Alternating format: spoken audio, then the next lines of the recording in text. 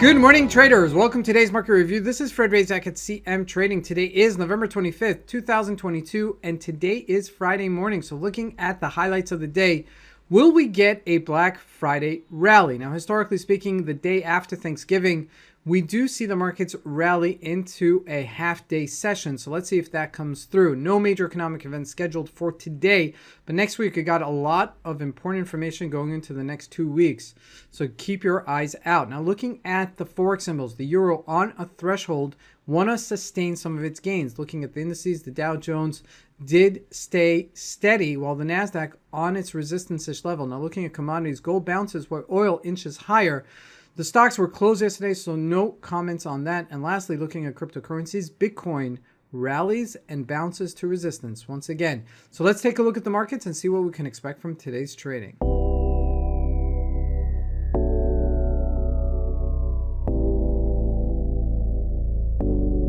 So historically speaking, the day after Thanksgiving is a rally day. Now we're looking at the Euro USD at a daily chart. You can see we're hanging on to these gains at the top of its threshold after breaking that 200-day moving average.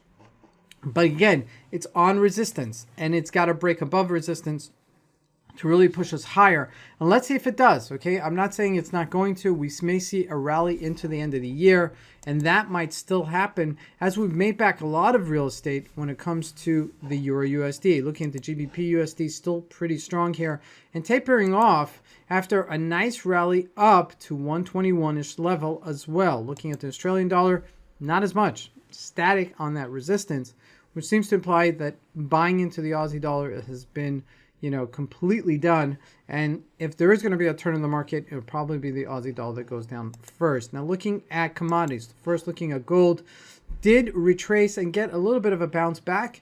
We're right there at 1746. Nothing to really write home about. Ultimately, we're at the top of the range. At this stage, it could go back to 1770-ish level. But you want to keep an eye on this, okay? Because it may just sell off back to that 1623-ish level as well. Crude oil trading at $78. Made back a few bucks from $76. Nothing really to say much about it. Next week we do have OPEC meetings, so that's important. Looking at the U.S. markets, the Dow Jones trading right now at 34,250, okay? And it's pretty much just trading sideways. Now, this is really important, because if the market continues going higher, we could see this push even higher. Now, looking at a daily, you see we're right there. We're really, really right there at resistance-ish level. So if it pushes higher and breaks above that resistance line, then we could see it push back to 35,000. Unbelievable. Okay, this thing went 6,500 points in less than 7 weeks from October 13th of last month. So within 50 days, this has really ripped. I mean, if we look at a weekly, just to give us perspective here, even on a monthly, let's just look at it.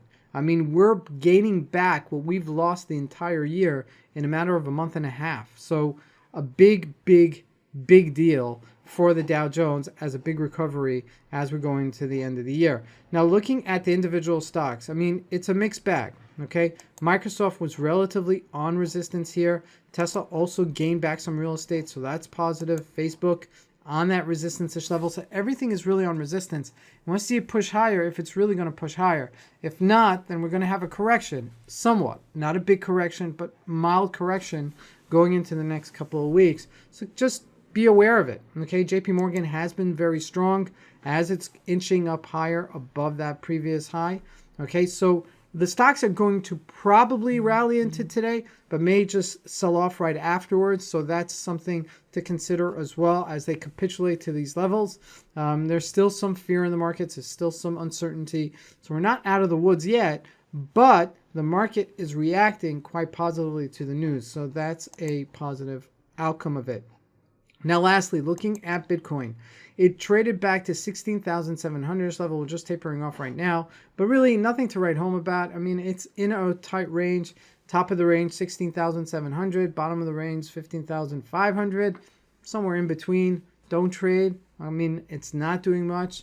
It's really just, kind of finding certain footing. And this is what happens after a boom and bust. We get into this flatlining position. So keep that in mind as well. This is Fed Razak. I want to wish you guys a great trading day and a beautiful weekend. Thank you.